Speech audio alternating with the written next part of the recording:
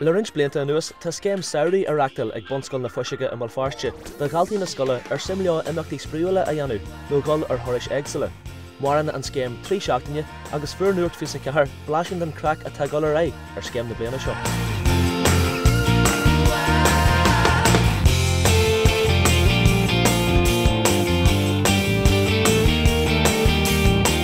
Sean darn lad an Scéim Samhraidh bhíonn seo agus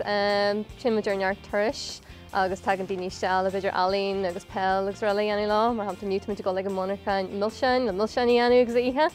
agus sin tríimeadar coppla tuairis eile bim go balla cléar thuras agus bim go le sná agus rola agus ag deanú cluichí sport agus mar sin déis teart stuff le deanú na páistí agus buinn siad an soltas agus buinn héon soltas an espir seo lá an áit bhéh na sí seo maranga tá deas bhéh muoich lá agus bheith deanú rudí deasa.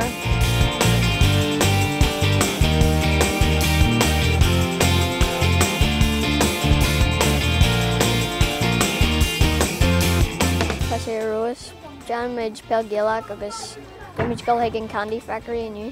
agus beimiid go ag aquarium ag sachan.